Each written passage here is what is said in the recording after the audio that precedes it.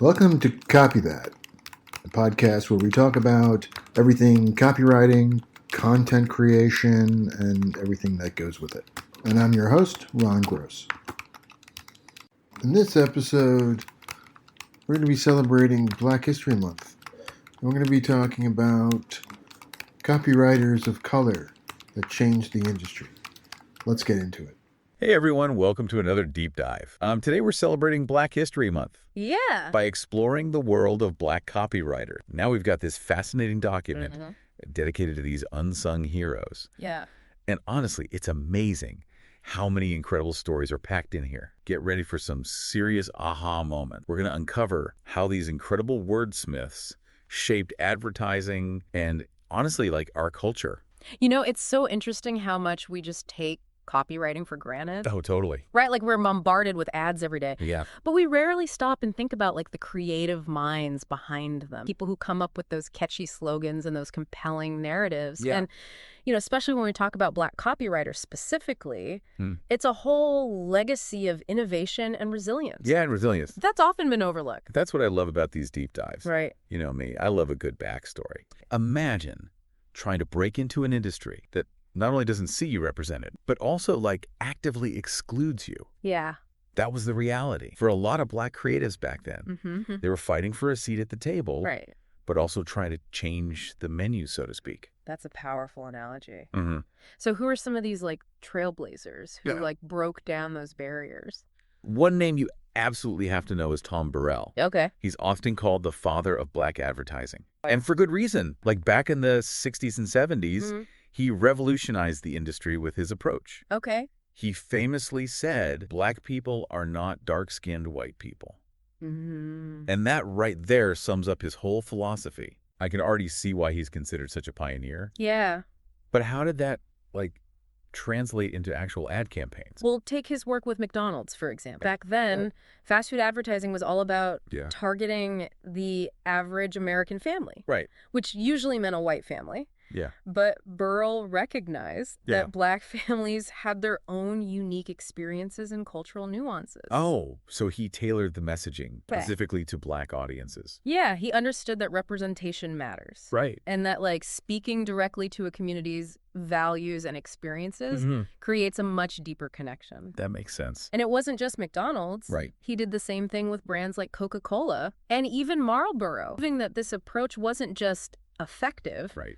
but it was also like wildly successful. That's incredible. Yeah. He truly changed the game. Yeah. I'm curious about, like, the women who are making waves in this field. Tell me about Barbara Proctor. Barbara Proctor is another legend. Okay. In 1970, she became the first Black woman to own an advertising agency. Wow. Which is a feat in itself. Yeah. But even before that, she was making a name for herself as a talented copywriter, working with major brands, bringing a fresh perspective to their campaigns. So she was not only breaking barriers in terms of like ownership, but also like pushing creative boundaries.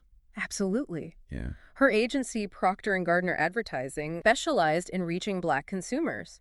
And they did it in a way that was both respectful and engaging, proving that you can be successful while staying true to your community's values. That's so inspiring. Yeah. It really shows how impactful it can be to have diverse voices shaping those narratives that we see. And speaking of impactful voices, we can't forget Caroline Jones. As one of the first Black female copywriters in the industry, she rose through the ranks, became a leading figure, worked with iconic brands like KFC, American Express, and even McDonald's again.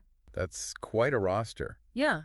What set her apart from other copywriters at the time? Caroline Jones had this amazing ability to craft these like culturally rich and meaningful messages. Oh, wow. She understood the power of language and imagery, and she used them to create narratives that resonated deeply with Black audiences. And think about how impactful that was.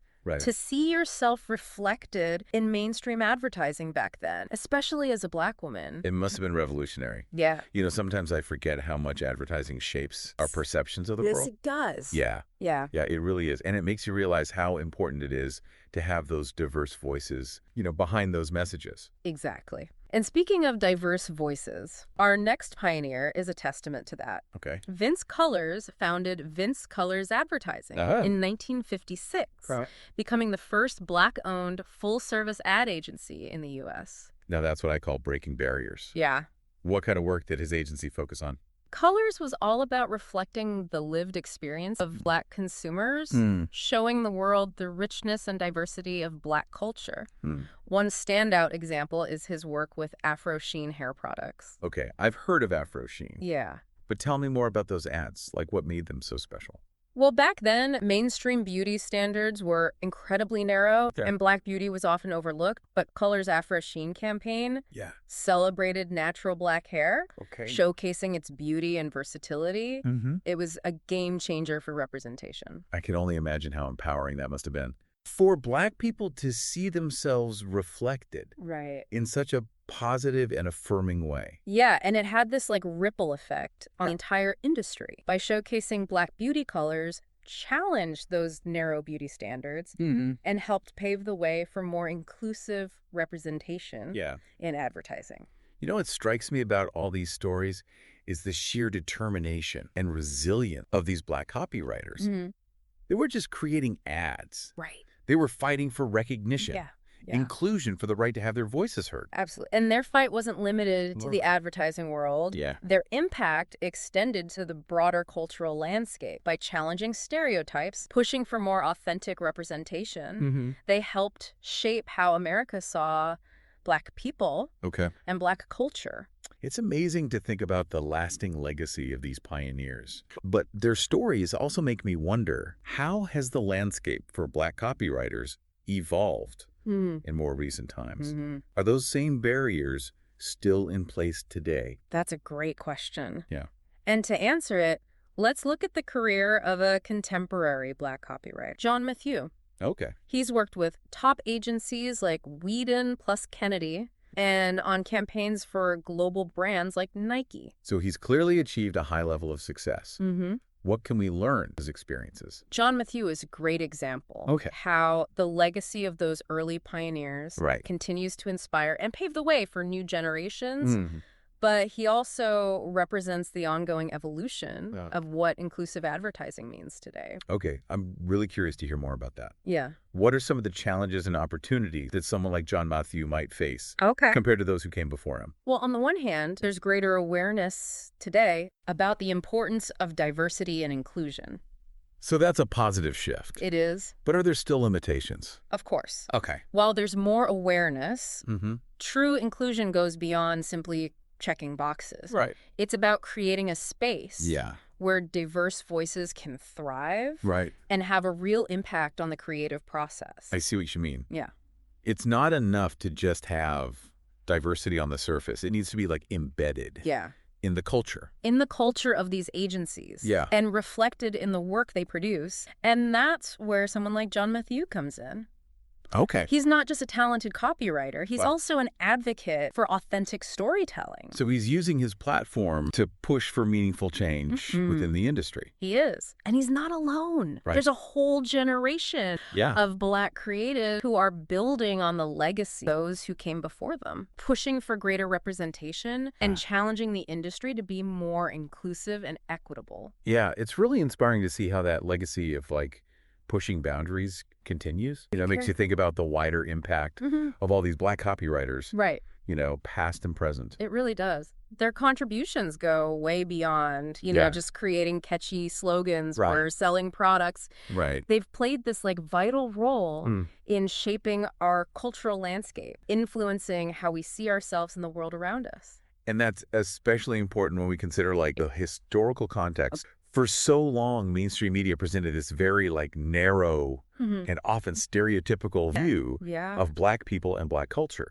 And these Black copywriters, by insisting on authentic representation, they challenged those stereotypes and helped create this more nuanced and multifaceted understanding of Black experiences. It's almost like they were rewriting the narrative. Yeah. Not just for advertising, but for society as a whole. That's a great way to put it. And that's why it's so crucial to celebrate their contributions, Right. especially during Black History Month. It's this reminder that Black history is American history, woven into the fabric of our everyday lives, even in the seemingly ordinary world of advertising. You know, it's funny. Before this deep dive, I never really thought about the power dynamics at play in advertising. Yeah. But now I see how these Black copywriters weren't just creating ads, they were challenging power structures. Yes. And pushing for social change. And that's the beauty of it. Yeah. They were able to use their creativity and talent to make a real difference in the world. Their work wasn't just about selling products. It was about representation, about visibility, about affirming the dignity and humanity of Black people. And that impact continues to resonate today. Absolutely. Their legacy inspires current and future generations of creatives, showing them that their voices matter and that they can use their skills to make a positive impact. So what's the big takeaway here? What do you hope our listener walks away with? Well, the key takeaway is this. Okay. Black copywriters have been a driving force in shaping not just advertising, but also our culture and perceptions. Right. Their work has challenged stereotypes, paved the way for greater inclusivity, and helped create a more representative, equitable media landscape. And that's something worth celebrating. Absolutely. Right. It's a reminder that Black history is American history, and it's a story that continues to unfold with new chapters being written every day. So before we wrap up, I want to leave our listener with a thought-provoking question to ponder. How might the advertising landscape and our cultural landscape as a whole be different today without the contributions of these and other Black creatives? It's an important question to consider. Yeah. It encourages us to think about the power of representation and the importance of amplifying diverse voices. And it reminds us that the fight for inclusivity and equity is ongoing. Exactly. It's a fight that requires constant vigilance, creativity, and a willingness to challenge the status quo. And it's a fight that we can all be a part of. So to our listener, go out there, seek out more stories of Black innovators, and reflect on your own experiences with advertising and the messages you encounter every day. How do those messages shape your perceptions? How can you use your voice to advocate for greater representation and inclusion? Right. Keep those questions in mind as you continue to explore the world around you. Until next time, keep diving deep. Thank you for listening to this episode of Copy That. Be sure to like and subscribe, and we'll see you on the next episode of Copy That.